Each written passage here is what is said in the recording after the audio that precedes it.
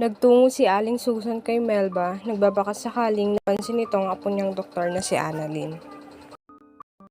Agad sumagot si Melba na hindi niya nakita si Annalyn.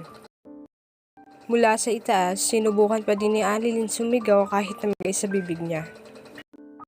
Papaalis na sana si Aling Susan pero may narinig siyang pagsigaw at alam niyang si Annalyn ito. Nalaman ni Moira na sinabi pa din ni Zoe sa daddy nito kung nasaan si Annalyn, kahit na kinausap niya itong huwag na huwag sasabihin kung si Annalyn. Sagot naman ni Zoe, naawa siya kay Annalyn. Hindi niya ito pwedeng pabayaan sa pwedeng mangyari dito kay Aling Melba. Bumalik na si Aling Susan sa bahay nila para agad ibalita na alam niya na kung nasaan si Annalyn.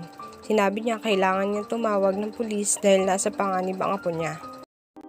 Sa pag-aakalang anak ni Melba si Annalyn, ginapos niya ito para hindi makaalis. Sinabi niya si Annalyn na kapag sumama sa kanya, tatanggalin niya ang lahat ng nakatali dito.